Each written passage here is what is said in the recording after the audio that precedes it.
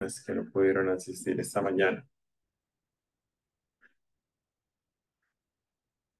Muy bien, entonces un cordial saludo nuevamente a quienes se conectan al webinar Introducción a las redes ómicas, un espacio virtual para aprender cómo las redes pueden ayudar a integrar diferentes tipos de datos y entender sistemas biológicos complejos.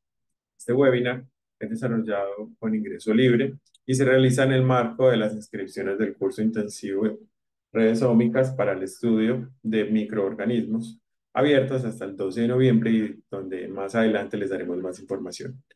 Hoy, el invitado que nos acompañará en este webinar es el doctor Alberto Santos Delgado, quien es líder del grupo de investigación Multiomics Network Analytics y director científico de la plataforma de informática en el Novo Nordisk Foundation Center for Biosustainability en la Universidad Técnica de Dinamarca. En este proceso académico también se vinculan los profesores Jessy Cuesta Astros, quien es profesor asistente e investigador de la Escuela de Microbiología de la Universidad de Antioquia, y el profesor Carlos Muscus López, quien es profesor titular y coordinador de la Unidad de Biología Molecular, Bioinformática y Bioprospección en el Grupo de Investigación PCET, también de la Universidad de Antioquia. Ellos tres, los tres doctores que acabo de mencionar, son profesores que estarán impartiendo clases en el curso de redes ómicas. Más adelante les daremos más información.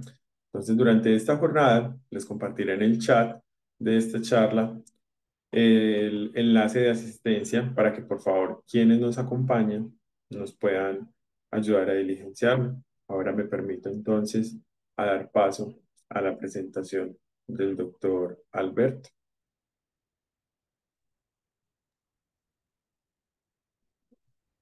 Paso a compartir. Ah,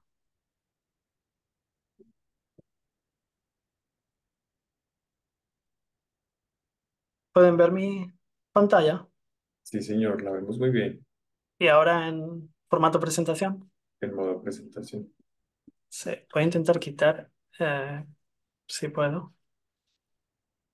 En este momento no tenemos elementos que interfieran. Yo sí, eso es lo Los malo. controles de... Pero ahora no. Es un segundo. Ah, aquí. Aquí se ve todo. Sí, señor. Perfecto. Y funciona. Muy Bueno, muchas gracias por la invitación a dar este webinar y espero que sea una presentación a lo que dentro de 3 semanas intentaremos impartir en el curso de redes para el estudio de microorganismos. Es una introducción a las redes ómicas. Las slides están en inglés y notarán que mi español a veces se traba un poco porque estoy acostumbrado a dar clase en inglés. Si hay algo que no se entiende, simplemente, no sé, levanten la mano, griten, cualquier cosa. Bueno, primero de todo una introducción de quién soy y qué estoy haciendo aquí. Trabajo en Dinamarca, en la Novo Nordisk Foundation Center for Biosustainability. Es un centro que está asociado a la Universidad Técnica de Dinamarca, donde se imparte mayoritariamente diferentes ingenierías. Y en el caso de Biosustain,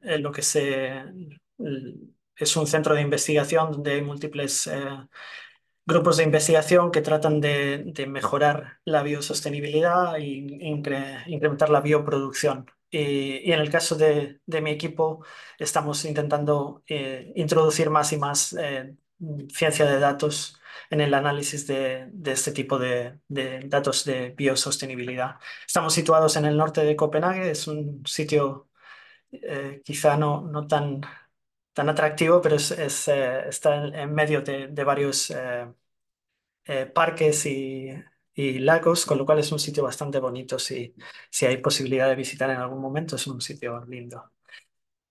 Y el grupo de investigación que llevo, que es el Multiomics Network Analytics, tiene como objetivo intentar estudiar sistemas biológicos y su contexto en para diferentes objetivos, tanto en salud humana como en salud medioambiental, y la parte medioambiental está más asociada a lo que hacemos acá en el Centro de Biosostenibilidad, y la parte humana es más en colaboración con otras universidades, eh, tanto aquí en Dinamarca como en el extranjero. El nombre Multiomics Analytics, Network Analytics viene de la Multiomics, de la parte de datos que estudiamos, que intentamos integrar datos de todo tipo, sobre todo ómicas, y lo hacemos para tener una visión general o generalizada de problemas biológicos.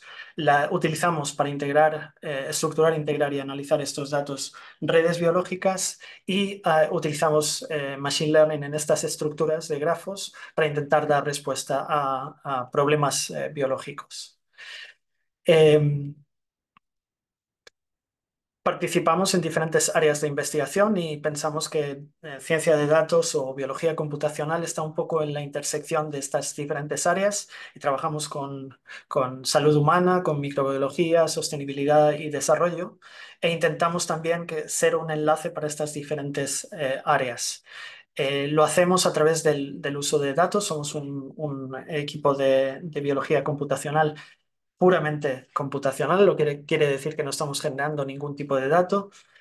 Si queremos utilizar datos, siempre lo hacemos en colaboración con grupos aquí en Biosustain o DTU, la Universidad Técnica de Dinamarca, o lo hacemos utilizando datos que existen en diferentes bases de datos y repositorios, como podría ser para proteómica Pride, para metagenómica Magnify, y diferentes bases de datos que están disponibles para la comunidad científica. Nos centramos actualmente en datos metaómicos, de metagenómica, metatranscriptómica, metaproteómica y metabolómica, pero también trabajamos con, por así decir, con un único organismo, proteómica y metabolómica. Y esos proyectos son sobre todo relacionados a clínica o salud humana. Y también tenemos varios proyectos de predicción de interacciones de proteína-proteína. La tecnología que utilizamos para intentar integrar y analizar estos datos son grafos o redes, y en especial utilizamos grafos de conocimientos, knowledge graphs, para la integración y el análisis de los datos, y anotamos estas redes utilizando Natural Language Processing. Extraemos de publicaciones, por ejemplo, determinados conocimientos o información que podemos utilizar para enriquecer las redes. Y utilizamos Machine Learning para intentar ir desde la estructura de grafos a respuestas específicas para problemas biológicos. En el proceso de integración de datos tenemos que estandarizar y formatear los datos de tal forma que muchas veces terminamos implementando bases de datos que podemos publicar y dar acceso a la comunidad científica para que las puedan utilizar de diferentes formas. Ya que nosotros no generamos datos, si utilizamos diferentes datos o datos de diferentes fuentes, pues los agrupamos y estandarizamos de forma que otros los puedan utilizar.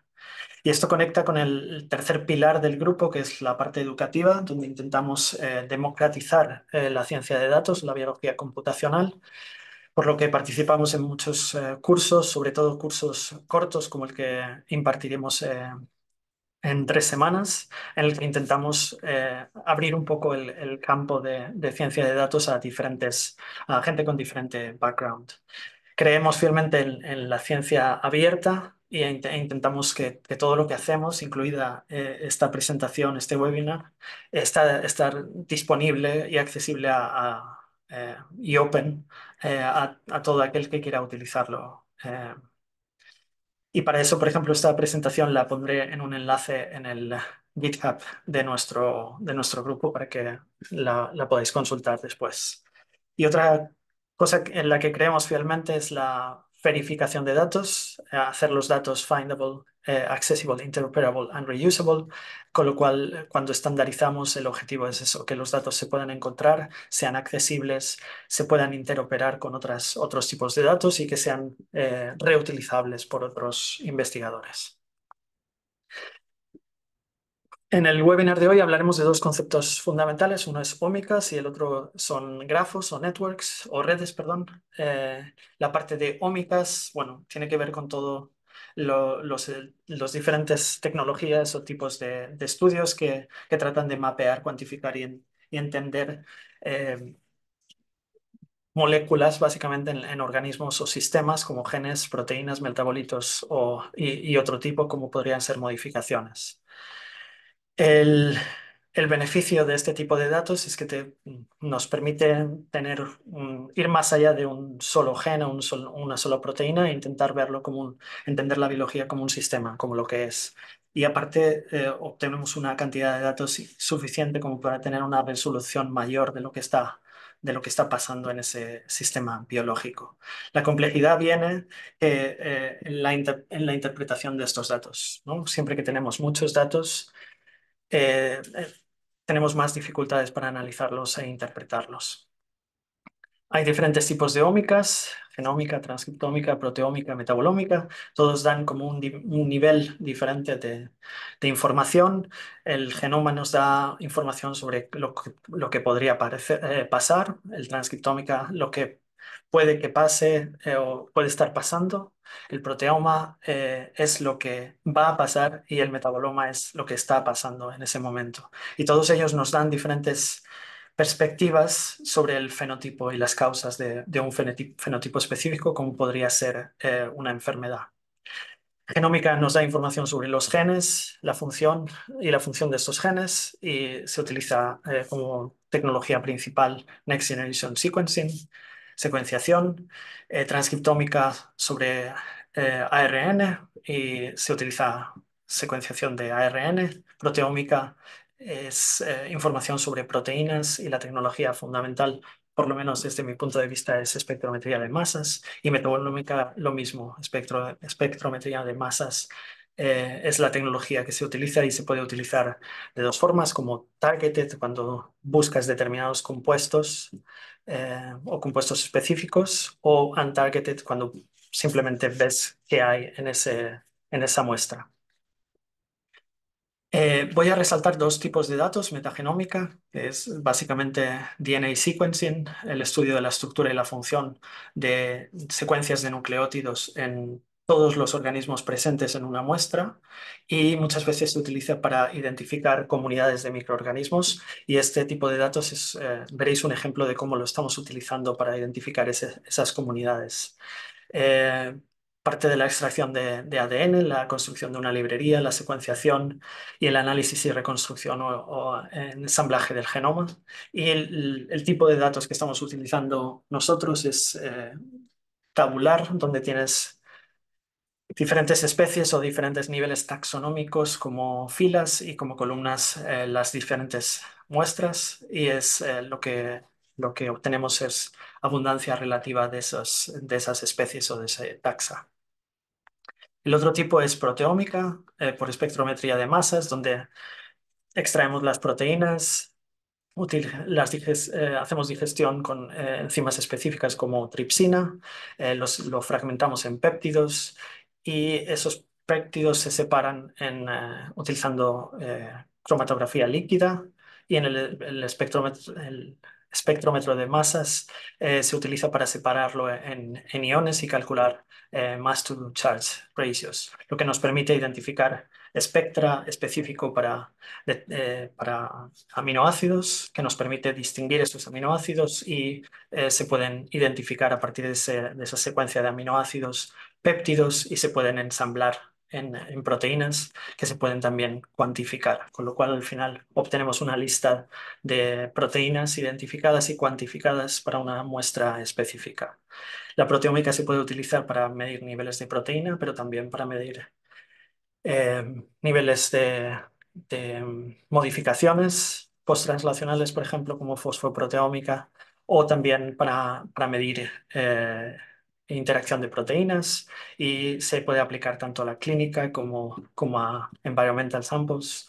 Y la resolución está llegando a un nivel tan alto que se puede llegar incluso a extraer el proteoma de single cell.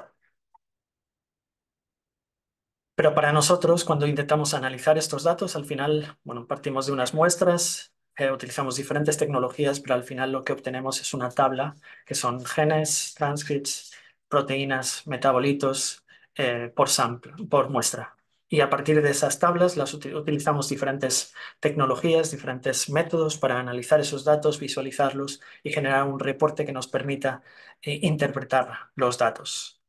Nosotros la forma que utilizamos es mediante gráficos, mediante redes, perdón.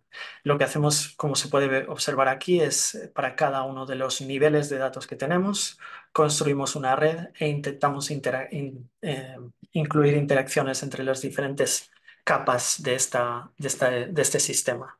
Y luego aplicamos Machine Learning para intentar interpretar la estructura y para extraer información de estas estructuras. Redes, pero qué son redes?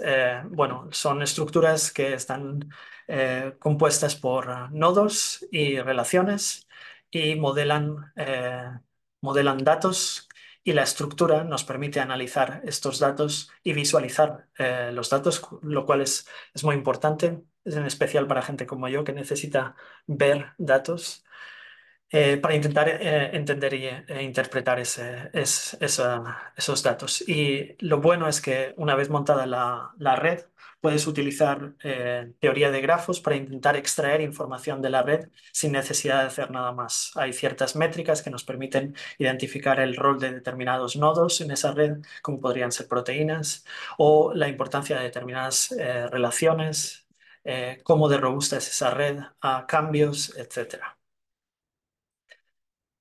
Las redes generalmente bueno, están compuestas por nodos y ejes y como podéis ver hay una representación visual de las redes. Los nodos suelen ser círculos o cuadrados y los ejes son básicamente líneas que conectan los diferentes nodos.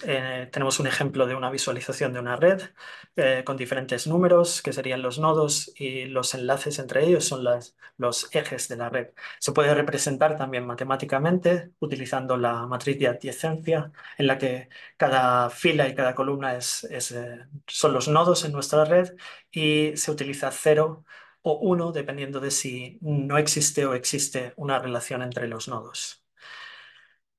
Visualmente se puede incorporar información en esta red utilizando, por ejemplo, el peso de los nodos y generalmente se utiliza o color o tamaño de los nodos para identificar este peso y lo mismo se puede hacer para los enlaces entre estos nodos. Se pueden utilizar diferentes pesos que pueden, por ejemplo, representar la importancia de ese enlace y se utiliza normalmente el ancho de ese eje para definir la importancia.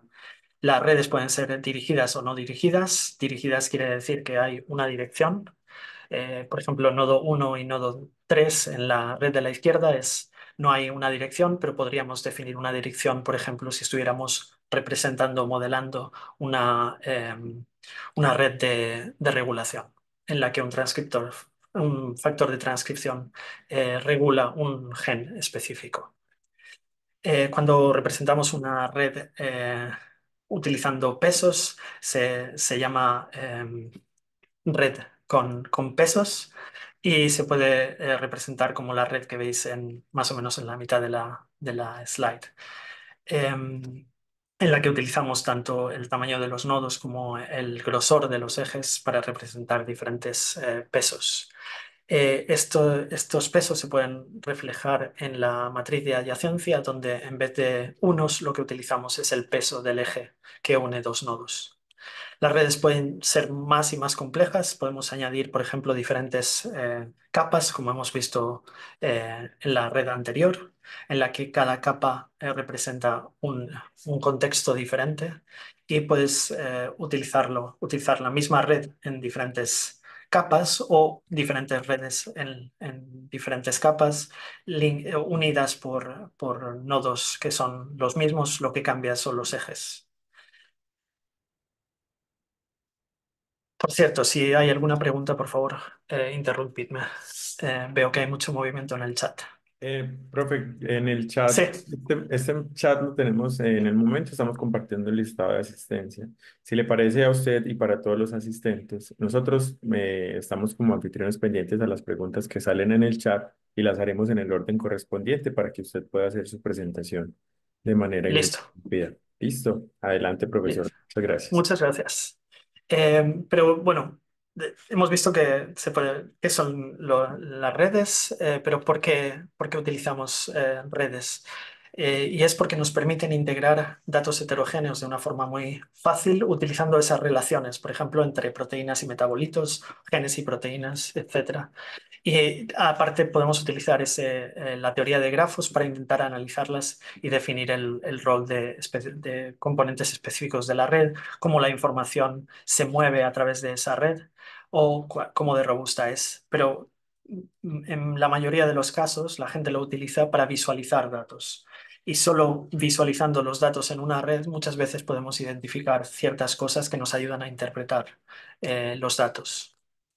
Hay diferentes herramientas que se pueden utilizar para analizar redes. Una de ellas es Cytoscape, es open source, es fácil de instalar y utilizar, por lo menos inicialmente, donde puedes incluir información, incluir tu propia red o generar una red a partir de información.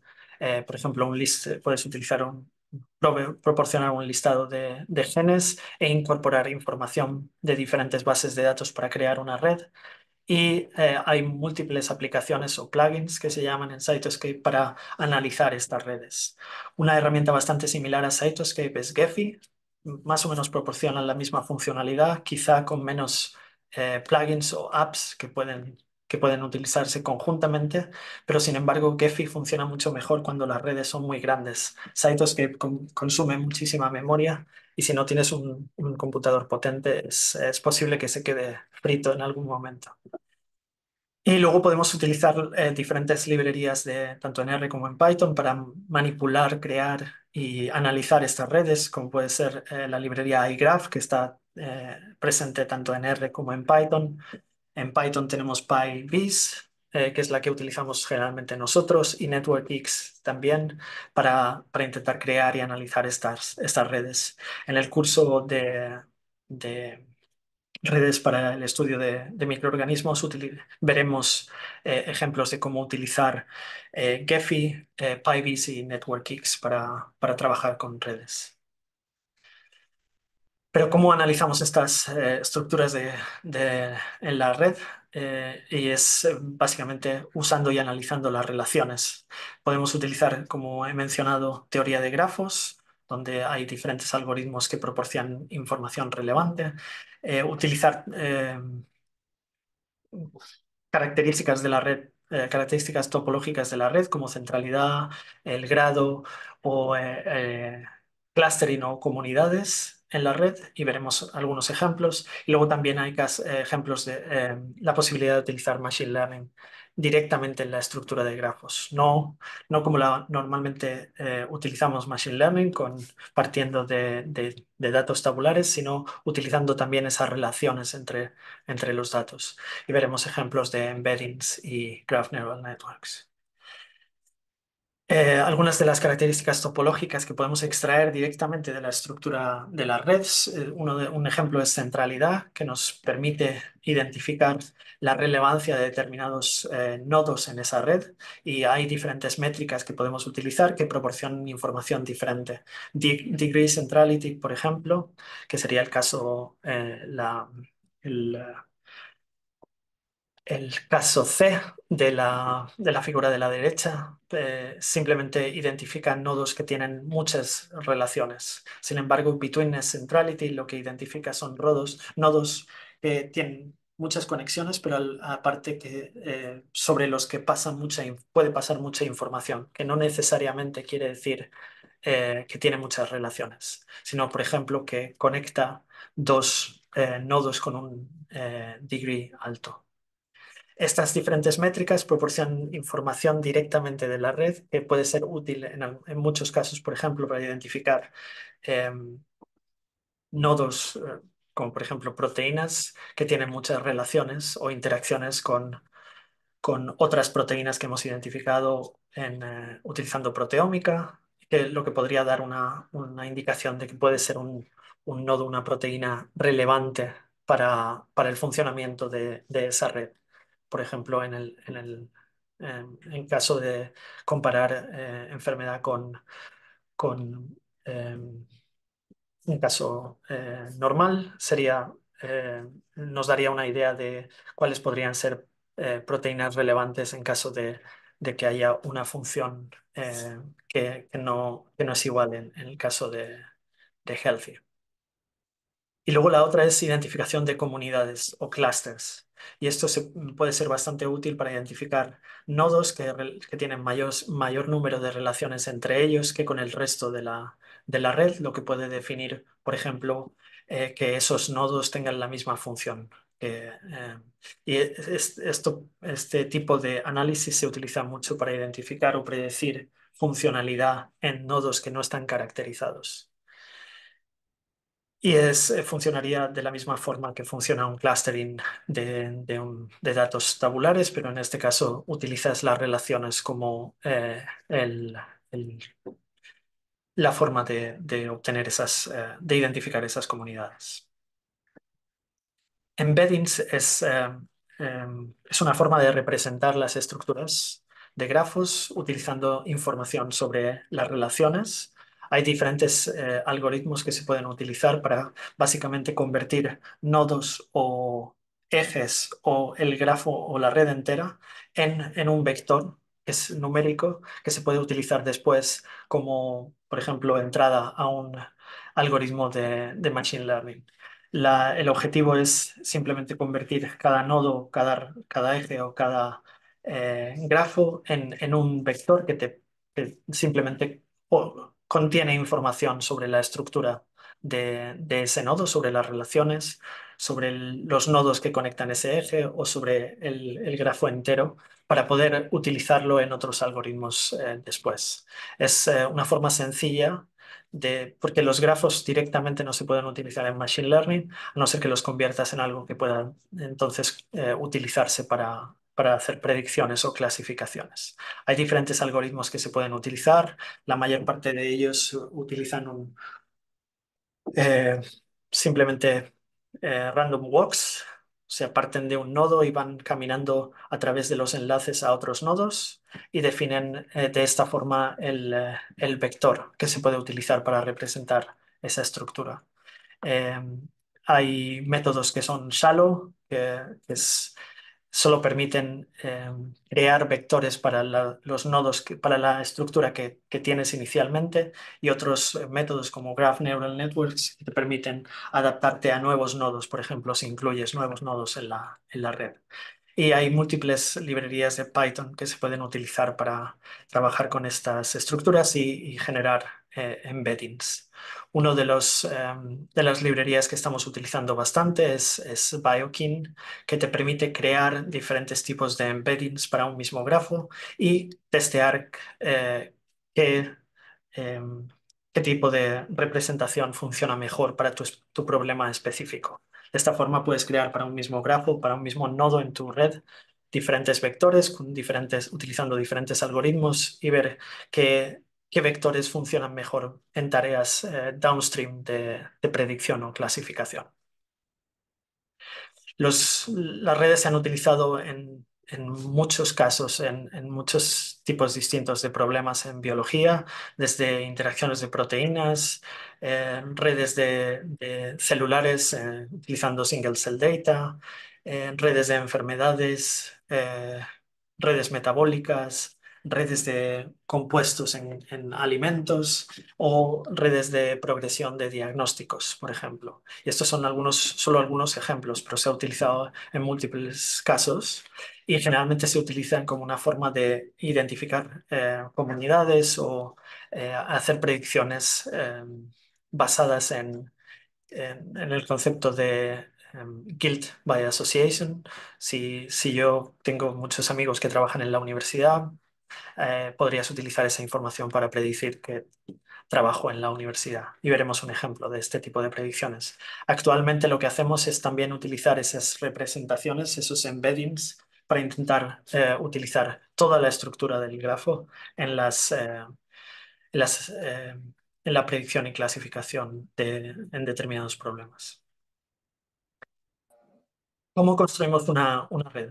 Hay varias fórmulas, varias posibilidades. Una de ellas es utilizar bases de datos que ya proveen estas relaciones. Por ejemplo, la base de datos String proporciona interacción de proteínas para múltiples organismos.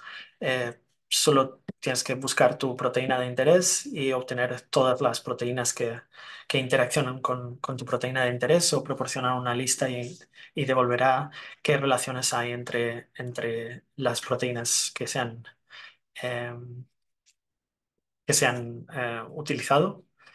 Eh, String tiene diferentes tipos de evidencia y esto quiere decir que no todas las interacciones que se obtienen de la base de datos son de tipo físico.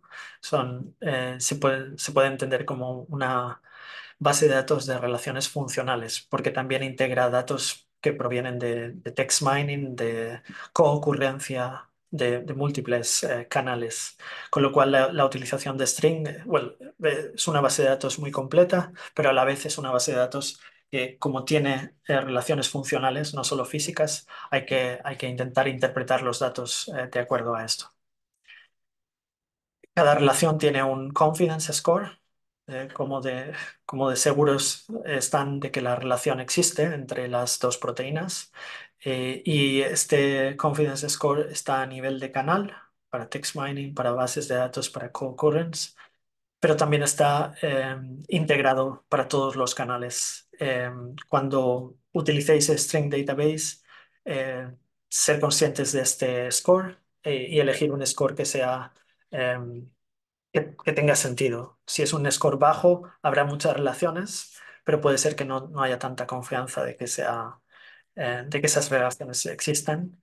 Si elegís un score muy alto, como 0,9, es de 0 a 1, eh, si elegís un score muy alto, la mayoría de esas relaciones serán experimentales.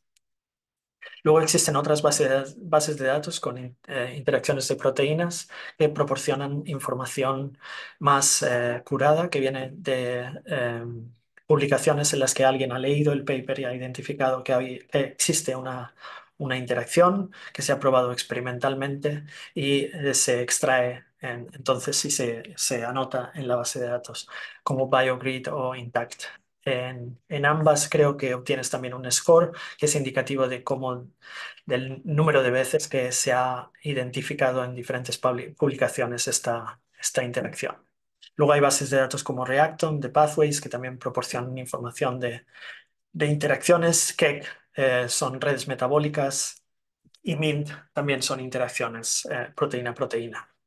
Eso sería si, por ejemplo, tienes un listado de proteínas y quieres obtener interacciones o anotación en determinados pathways o determinadas redes metabólicas. Estas serían unas bases de datos que te permiten crear estas redes.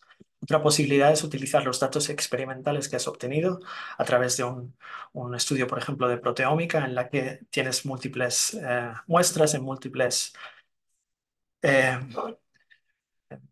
condiciones o time points y puedes hacer un estudio de correlación, como por ejemplo un Weighted Gene Co-Expression Network Analysis, que te permite crear estos enlaces entre proteínas, entre moléculas que identifican eh, que existe una correlación en los datos experimentales. Esto puede ser muy útil cuando se tienen muchas muestras, por ejemplo, porque puedes obtener una red que es más fiable que otras redes que están, por ejemplo, Protein-Protein Interaction, que no tienen el contexto que tiene tu experimento. Sin embargo, esas correlación no significa interacción, con lo cual también hay que interpretarlas teniendo eso en cuenta. Otro tipo de redes es las redes basadas en conocimiento, en las que incluyes información y enlazas información a los componentes de tu red. Y veremos un caso de cómo nosotros utilizamos este tipo de redes en las que incorporamos conocimiento de publicaciones, bases de datos en redes para intentar interpretar mejor los datos. Se conocen como este tipo em, de approaches, se conocen como knowledge graphs, pero ¿qué son knowledge graphs? Bueno, voy a dar un ejemplo para que se pueda entender cómo los estamos utilizando.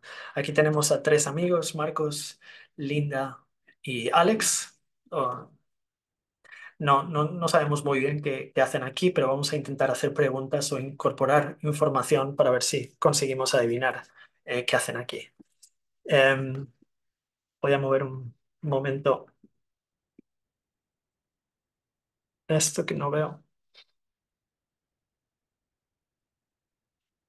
Eh, bueno, lo primero de todo es decir que son amigos, que se conocen, Marcus, Linda y Alex, y que Marcus y Alex son de Alemania y Linda es de Dinamarca.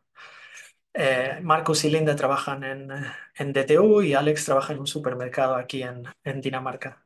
Bueno, con esta información ya podemos empezar a hacer predicciones y definir, bueno, pues la relación entre Marcus y Linda es que trabajan en el mismo sitio, así que posiblemente son colegas, ¿no? Trabajan en el mismo sitio. Y de Alex y Marcus no podemos decir mucho ahora mismo, pero bueno, podemos decir que todos, que Linda y Alex viven en el mismo sitio porque el supermercado Neto es de aquí de Dinamarca y DTU está aquí, así que todos parece que viven acá. Ah, l- También podemos decir que Linda tiene un perro que se llama Taco y Alex también, con lo cual parece que primero, que son buena gente y que les gusta la comida mexicana. O sea que y es posible que sean compañeros de piso. Y lo que hemos hecho aquí ha sido intentar predecir cómo están relacionados estas tres personas, incorporando información sobre ellas. Y básicamente añadiendo esa información hemos podido definir cuál es la relación. Y eso es básicamente lo que hacemos. Bueno, lo que hemos hecho en este caso, pero lo que podemos hacer también en el caso de biología. Entonces, los knowledge graphs funcionan así. Incorporamos información o conocimiento a través de asociaciones o relaciones en una red e intentamos utilizar esas relaciones para enriquecer los datos y a la vez para intentar obtener información sobre nodos específicos en tu red. Una gran ventaja de incorporar este tipo de conocimiento en un grafo o en una red es que el primer paso para hacerlo es estandarizar los datos, de forma que utilizamos identificadores únicos, utilizamos ontologías que definen los datos y al hacer esto obtenemos inmediatamente datos que son reutilizables e interoperables entre redes o entre datos que siguen el mismo estándar. Y en muchos casos podemos automatizar ciertos análisis, uno porque tenemos la estructura del grafo que directamente nos devuelve información sobre las relaciones, por ejemplo, utilizando la estructura podríamos obtener cuáles son los nodos centrales en nuestra red, cómo fluye la información, etcétera. Y aparte es una representación visual de los datos, por ejemplo, experimentales, junto con toda la información que sabemos que tenemos sobre las moléculas identificadas en esos datos experimentales. Si ponemos un ejemplo, hemos visto el concepto de redes y aquí podemos ver una red de enfermedades, una red de medicamentos, de efectos secundarios, de proteínas y de pathways. Cuando hablamos de Knowledge Graph, lo que hacemos es intentar conectarlos entre ellos, de forma que cuando corres un experimento de proteómica, identificas múltiples proteínas que puedes enriquecer con interacciones entre ellas, utilizando una de las bases de datos, con lo cual obtienes la red de Protein-Protein Interaction, pero luego si lo asocias a otras redes de enfermedades, drogas, efectos secundarios y pathways, puedes empezar a hacer preguntas bueno, de las proteínas que he identificado en mi experimento, cuáles de ellas están asociadas con la misma enfermedad que estoy estudiando o con enfermedades asociadas a la enfermedad que estoy estudiando. De la misma forma, puedes intentar ver si alguna de las proteínas es un target conocido de alguna droga de las que se utilizan para la enfermedad que estás estudiando, o si algún efecto secundario está asociado con alguna de las proteínas que has identificado y cuáles son los pathways que están asociados a esas proteínas. De esta forma, al incorporar toda esta información, puedes empezar a hacer preguntas que te permiten interpretar los datos mejor. Y estas asociaciones que veis aquí no son las únicas que puedes crear. Puedes empezar a crear asociaciones entre efectos secundarios y pathways que te permiten investigar los datos todavía más. Y eso es lo que estamos haciendo nosotros en la parte clínica, en la que hemos construido un knowledge graph para clínica, integrando datos de proteómica. Y de nuevo muestro aquí en la pantalla que básicamente lo que estamos haciendo es integrar datos tabulares en los que obtienes para muestras diferentes niveles de proteínas en una red y anotándolo con información que proviene de tanto de text mining como de bases de datos. La idea aquí es crear un grafo, una red gigante en la que se puede incorporar datos experimentales de proteómica con todo el conocimiento que se tiene sobre esas proteínas, sobre enfermedades, sobre medicamentos, efectos secundarios, etcétera. Y al construir esta red, lo que podemos hacer es empezar, como está estandarizado, podemos empezar a hacer análisis automáticos de los datos, extrayendo eh, características topológicas de la red. Podemos también analizar los datos directamente extrayéndolos de nuestra red y empezar a utilizar esa información extra que asociamos a proteínas de forma que cuando identificamos una proteína que está diferencialmente regulada en nuestro experimento, sabemos tenemos todo el conocimiento de cómo esa proteína eh, puede estar involucrada en funciones específicas para el experimento que hemos corrido. Y nos permite no solo obtener toda esa información, sino empezar a estudiar no solo las proteínas, sino también las relaciones que tienen esas proteínas. Con lo cual podemos identificar patrones diferentes que si estudiáramos estos datos sin tener en cuenta las relaciones. El Clinical Knowledge Graph al final lo que permite es la integración de experimentos de proteómica y ahora estamos extendiéndolos a metabolómica. Utiliza 26 bases de datos diferentes con información sobre proteínas, sobre pathways, sobre enfermedades, medicamentos, alimentos, etcétera, y lo integra junto con los datos experimentales. Y de nuevo, para cada proteína, para cada metabolito, tendremos toda la información que sabemos sobre esa proteína específica y sobre ese metabolito específico.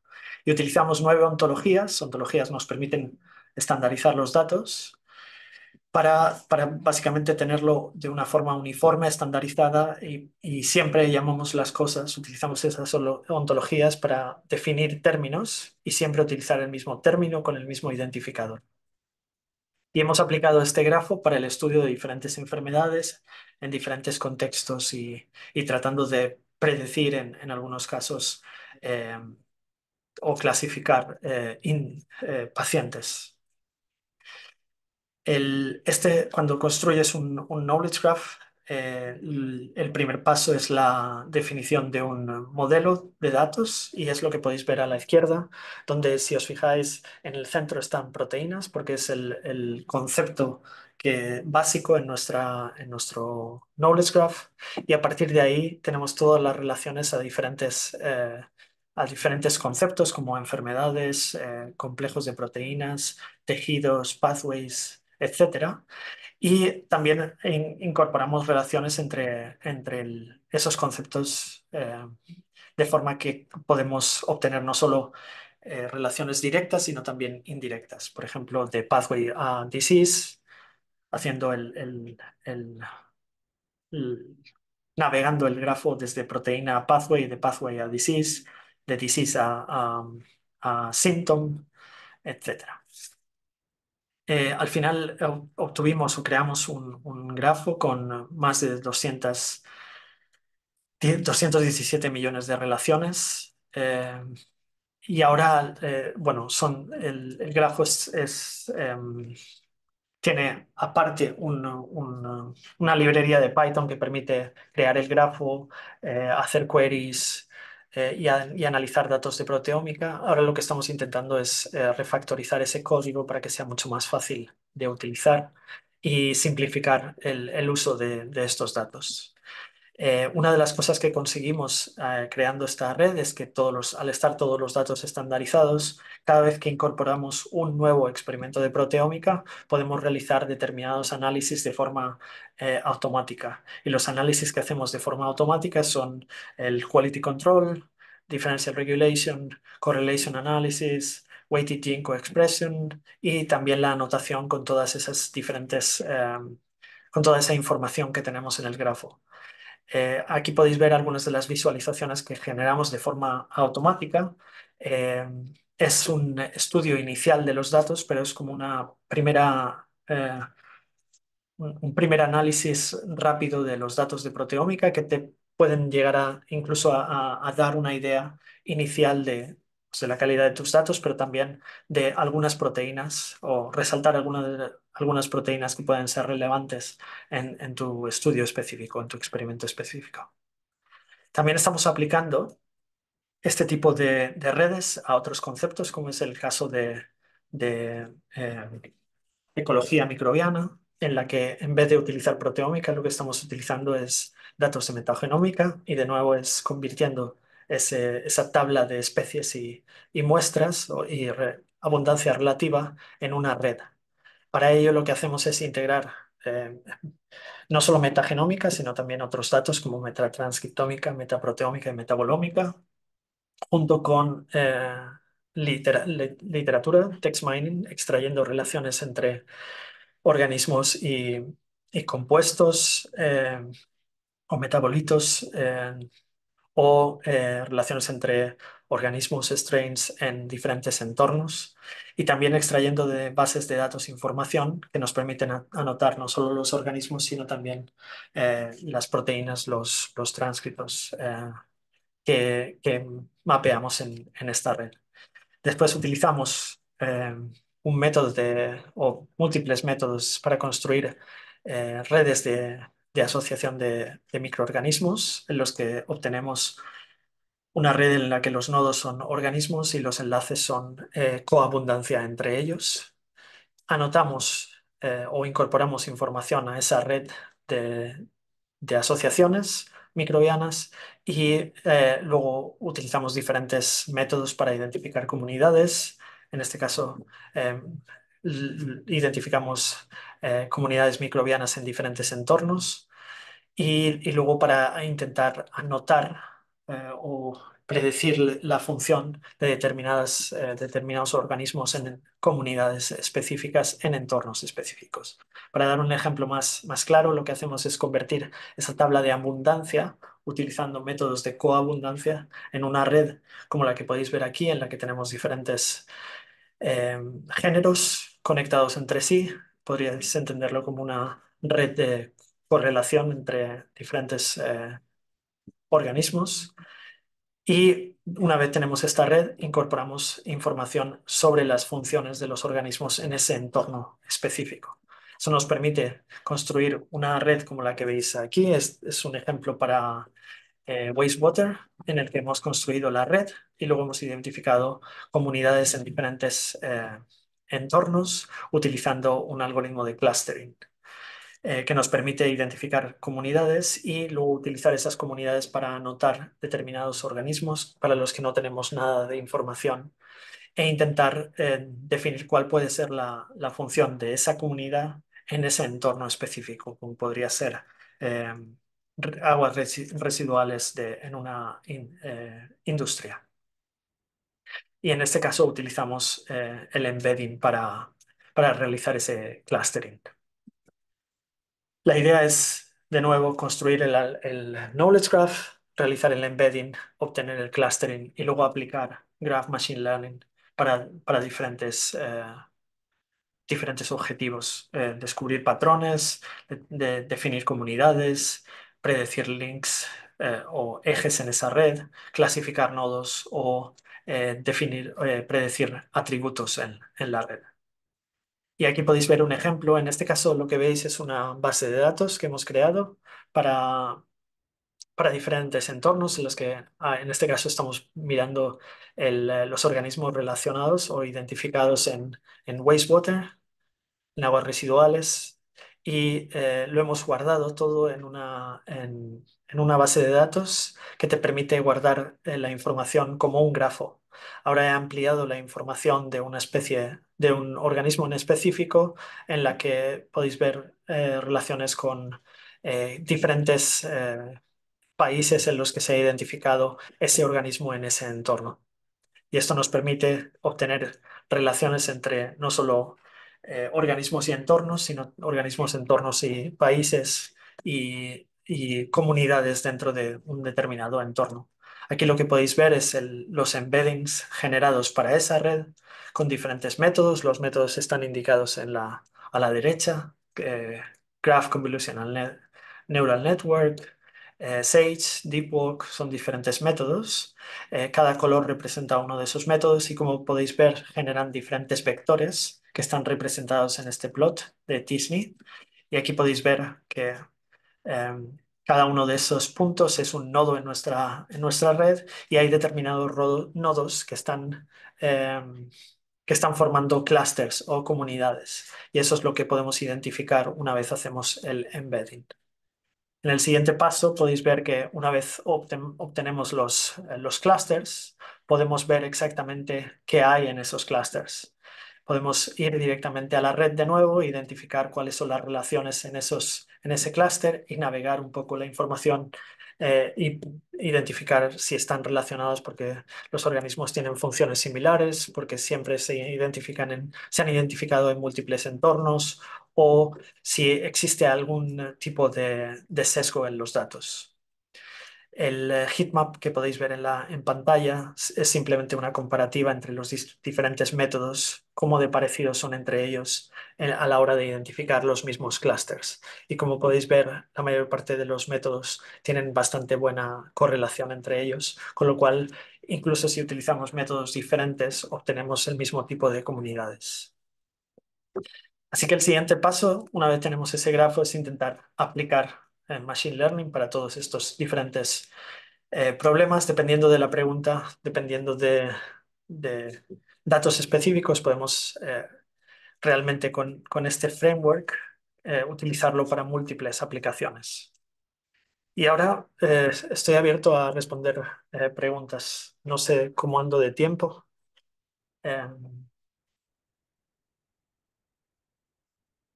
Solo daros las gracias a todos los que estáis aquí todavía. Y aquí tenéis algunos enlaces. Profesor, qué pena, me había bloqueado la aplicación. Sí, señor, de tiempo estamos muy bien. En este momento tenemos 5 preguntas Sí, inicialmente que nos han hecho. Las vamos a hacer entonces en el orden correspondiente. Muchas gracias de entrada por su presentación. Em, Aquí tenemos las primeras 5 preguntas y procedemos con las que nos hacen también a través del chat que nos levantan la mano. Aleja Aldana dice, al tener los datos accesibles e interoperable, si se quiere realizar un algoritmo para desarrollar alertas en una institución, ¿es posible utilizar su base de datos para desarrollar nuestros algoritmos? para la última parte no la entendí. Para Dice, realizar alertas. si se requiere realizar un algoritmo para desarrollar alertas en una institución, ¿es posible utilizar su base de datos para desarrollar nuestros algoritmos? Bueno, depende de un poco de qué tipo de alertas se quieran utilizar. Si tienen que ver con temas de, por ejemplo, para el Clinical Knowledge Graph, si es alertas basadas en datos de proteómica, se podría implementar. Simplemente es identificar cuáles son los motivos para levantar una alerta. Al final, el grafo, si tiene la información necesaria para determinar si se debe notificar algo, levantar una alerta, es posible. Por ejemplo, podríamos pensar en el caso de un biomarcador en concreto que está elevado para un individuo. Se podría identificar utilizando la información que hay en la red. Se podría incluso definir cuáles podrían ser los biomarcadores para una enfermedad específica y utilizar esa información, esos biomarcadores, para luego levantar una alerta de, bueno, el paciente que se ha el perfil proteómico que se ha introducido en la base de datos nuevo tiene tiene unos niveles para estos biomarcadores más elevados de lo normal. Eso se podría hacerse. Pero depende un poco de qué datos y qué tipo de alerta sería. Muy bien, muchas gracias. Álvaro José Benítez pregunta, hola profesor, dice, hola profesor Alberto, ¿cuál sería un abordaje más apropiado para analizar los datos de proteómica label free shotgun, LC, MS, MS? Si le parece, usted está viendo el chat, profe. No, pero Bueno, no, he ah, entendido bueno, la perfecto. pregunta. Sí. ¿Cuál es el más apropiado? Depende de cuál es la pregunta que se esté realizando. No creo que existe un método único para analizar datos proteómicos, por ejemplo. En la mayor parte de los casos yo creo que depende de cuál es la pregunta específica y también de cómo se ha hecho el diseño experimental. Hay ciertas preguntas que no se pueden responder con determinados diseños experimentales. Muy bien. Vamos con la tercera pregunta. Mauro dice, ¿cómo se minimizan las relaciones espurias? Sí, pues es difícil evitarlas. Lo que puedes evitar es introducir mucho ruido. Y para ello es el- lo que en nuestro caso estamos intentando hacer es siempre que incorporamos información, tenemos en cuenta para qué incorporamos esta información, si va a añadir algo. Cuando introducimos un nuevo dato, nueva fuente de datos para la que ya tenemos relaciones, siempre comparamos con las relaciones que tenemos para ver si si añadimos información que es diferente a la que tenemos, o sea, que va en dirección contraria, o si estamos básicamente añadiendo otra fuente de información pero que provee los mismos datos. Esa es una, seleccionando bien cuáles son las fuentes de datos para incorporar y en la medida de lo posible tener algún tipo de score que defina esas relaciones. Pero sin embargo, siempre se incluye ruido. Un ejemplo, por ejemplo, es incorporamos información sobre proteínas asociadas a determinadas enfermedades. Inicialmente, cuando hacíamos el análisis proteómico, daba igual qué tipo de estudio fuera, si por ejemplo se estudiaba una enfermedad de hígado, una enfermedad pulmonar, siempre las proteínas que se identificaban a través del grafo tenían que ver con cáncer. Y es simplemente porque hay un sesgo en los datos. Se ha estudiado mucho más cáncer, hay muchas más relaciones entre proteínas y cáncer. Con lo cual, una de las cosas que hicimos es evitar todas esas relaciones relacionadas con cáncer y limitarlo solo a la enfermedad que estábamos estudiando o enfermedades similares a la que estábamos utilizando y para eso utilizamos la ontología, que normalmente tiene una estructura de árbol para definir cuáles son las enfermedades relacionadas a la que estudiamos. De esta forma podemos, por ejemplo, únicamente limitar los resultados a enfermedades que provienen del mismo tejido. Muy bien, muchas gracias. En este momento tenemos Jimena P. Dice, ¿cuántas réplicas por muestra para el análisis proteómico debo tener para realizar una correlación o este tipo de predicciones de la interacción de proteínas? La leo nuevamente. No hace falta. Perfecto. Yo diría que es una pregunta bastante común porque tiene una difícil respuesta. La respuesta más fácil, y seguramente si estuviera presencial me mataría el que le ha preguntado, sería que cuantas más mejor. Pero bueno, siempre se suele recomendar que al menos 10 muestras, pero también depende mucho de cuáles son los resultados proteómicos y cómo es la heterogeneidad de las muestras. Difícil respuesta. Una forma de evitar o de confirmar que estás obteniendo relaciones válidas sería, por ejemplo, compararlo con las interacciones conocidas entre proteínas. Si las correlaciones muestran algunas de esas interacciones conocidas, quiere decir que al menos estás obteniendo cierta información que ya se conoce. Pero el número de muestras, cuantas más mejor, al menos 10, pero es un poco, sí, eh, sí, es complicado. Comprendido, muchas gracias, profesor. Bueno, vamos, antes de pasar a la quinta pregunta, les informo que también pueden levantar la mano. Vamos a leer la quinta pregunta que estaba por el orden. Procederemos a la sexta, que es de Juan Gutiérrez, que está con la mano levantada para abrir su micrófono.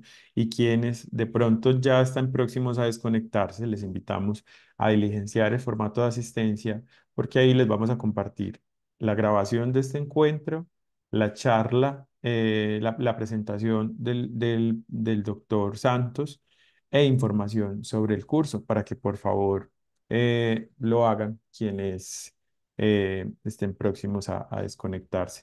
Vamos entonces con la quinta pregunta. Sara L. nos pregunta, ¿cómo podrían relacionarse datos de genes perdón, de genes metabolitos? ¿Cómo se podrían? Disculpe la primera parte. ¿Cómo podrían relacionarse datos de genes metabolitos? Como lo estamos haciendo nosotros es a través de redes metabólicas o pathways. Lo que hacemos es mapear metabolitos y genes, proteínas a pathways y también a información en bases de datos como The Human Metabolome Database que proporcionan información sobre la interacción entre metabolitos y proteínas. Esa sería una forma de hacerlo. La otra, mucha gente utiliza correlación. Perfecto. Juan Gutiérrez, Juan, tienes la forma de abrir tu micrófono. Sí, ¿me escuchan? Te escuchamos muy, muy bajito. Si tienes forma de acercarte más al micrófono, Listo, ahora me escuchan mejor. te empezamos a escuchar mejor en la última palabra. Vuelve a modular, por favor. Entonces, un momento, mm, a ver si ahora me escuchan mejor, ¿sí? Te escuchamos mucho mejor. Sí. Adelante. Bien, yo estoy de acuerdo con la pregunta que se hacía anteriormente sobre cómo minimizar las relaciones espurias.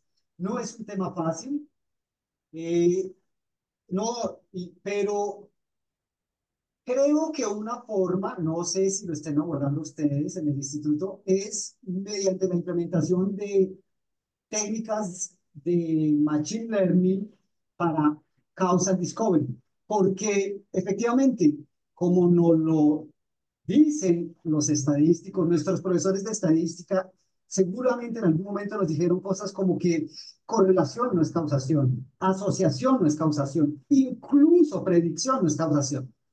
Entonces, esa es la razón por la cual han emergido en los últimos, tal vez, 7 años, por mucho, métodos de causal discovery que lo que implementan es métodos no paramétricos para identificar asociaciones causales basadas en estimaciones de lo que se conoce como independencias condicionales, que no asumen linealidad y en ese sentido pues tienen un poder,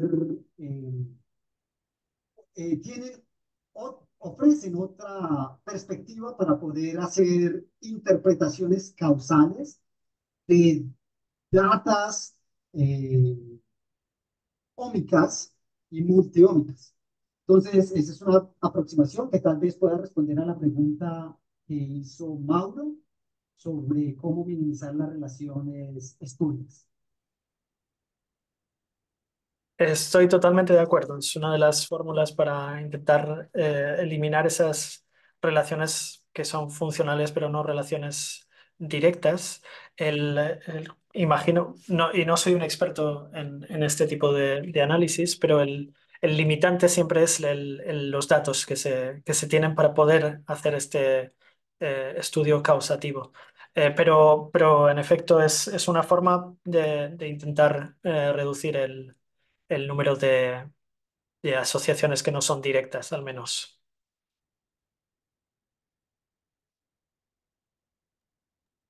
Per- Perfecto.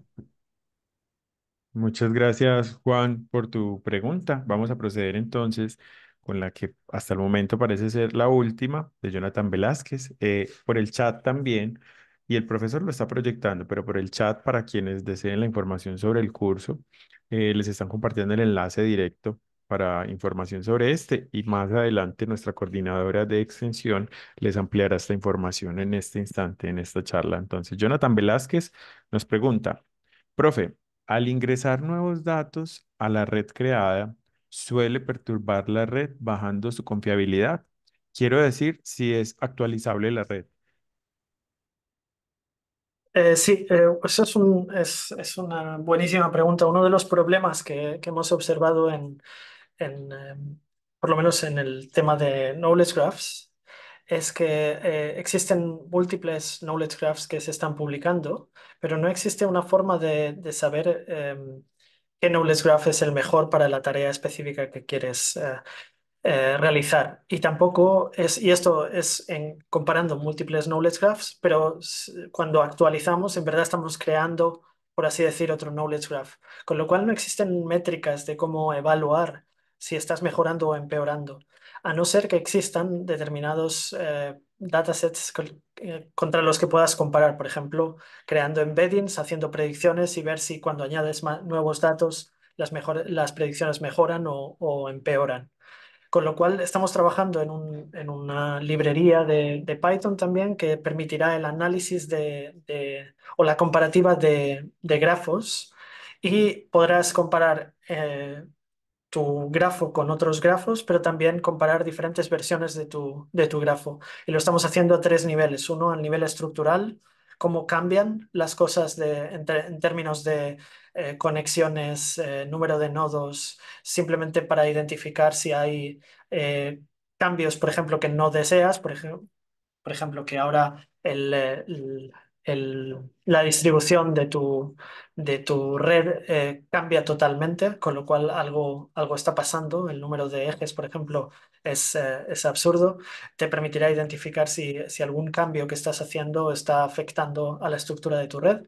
Otro será a nivel específico del dominio y otro sería a nivel de predicciones o clasificaciones, para los que necesitaremos un dataset contra el que testear eh, nuestro grafo.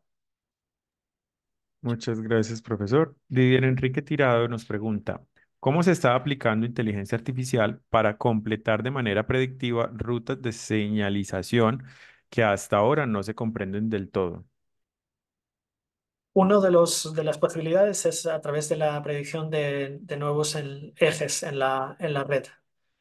Un poco utilizando el concepto este de guilt by association. Eh, si, Al incorporar información de diferentes sources, lo que puedes hacer es incluir elementos en tu ruta de señalización que no se conocen, pero que tienen una relación con varios de los elementos que se conocen en la ruta de señalización. Eh, Esa es una de las fórmulas. Otra es que no se haya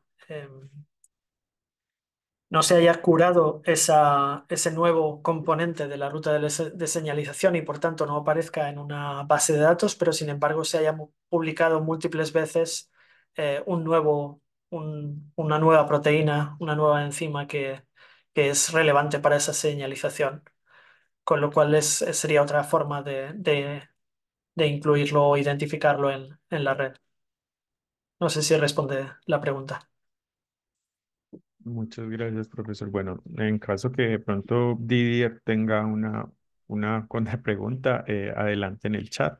Mientras tanto, entonces, como les mencionaba, tanto Mariana Pérez, nuestra coordinadora de extensión, como yo en este instante, les compartimos en el chat la información sobre el curso. Procedo entonces, profesor Alberto, a darle las gracias nuevamente por su presentación, por responder las preguntas de nuestros asistentes. De verdad que es un gusto contar con usted hoy aquí. Mm, Muchas gracias. Paso a darle la palabra a Mariana Pérez, nuestra coordinadora de extensión, compartirá con ustedes una información adicional y podemos permanecer un par de minutos más. Gracias, Camilo, por la introducción. Al doctor Alberto, un gusto verlo y haber escuchado esta charla tan interesante. A todos los asistentes, muchas gracias por acompañarnos, los profesores Yesid y Carlos por también estar aquí con nosotros. Bueno, y les tenemos una invitación muy especial a todos ustedes y es algo que venía hablando el profesor Alberto. Es una invitación muy especial complementaria a los temas abordados por el doctor Alberto en este espacio. Quienes estén interesados en ahondar más en los temas que el profesor presentó, entre otros, desde un abordaje teórico y práctico, este curso va a ser fundamental para la formación, para complementar esa formación que ustedes han estado pues trabajando durante estos tiempos de investigación. Entonces, en este curso, que es un curso intensivo, vamos a estar 32 horas, 4 días, del 18 al 27 de noviembre. Vamos entonces a abordar, a grosso modo, microbiología desde el punto de vista de las ómicas, Open Science y estandarización de datos, programación en Python, redes biológicas, métodos de análisis de redes biológicas. Entonces, esta invitación es muy especial para todos ustedes. En el chat está el link donde pueden ampliar la información de este curso que vamos a abordar, objetivos y demás. Y también podrán inscribirse en ese enlace. Tenemos una tarifa plana pues de 720.000 pesos y unos cupos pues adicionales para egresados y demás comunidad. Bueno, esta era pues la invitación especial que tenemos complementaria a todo lo que el profesor Alberto nos ha compartido hasta hoy. Recuerden que las inscripciones están abiertas hasta el 12 de noviembre para que nos puedan acompañar con el profesor Alberto Santos, Yesid Cuesta y Carlos Muscos. Muchas gracias. Mariana, muchísimas gracias a ti. Y nuevamente, entonces, reiterar el agradecimiento al profesor Alberto Santos, al profesor Yesid Cuesta, al profesor Carlos, a ustedes por su asistencia y su permanencia en este encuentro. Recuerden que quienes llenaron el formulario de asistencia les estaremos compartiendo las memorias de la charla. Y pues no siendo más, profesor Alberto, muchísimas gracias nuevamente y nos vemos pronto en el curso de redes ómicas. Muchas gracias. Espero verles a todos. Así será. Un feliz día para todos. Que estén muy bien. Hasta luego, Chao. gracias. Muchas gracias.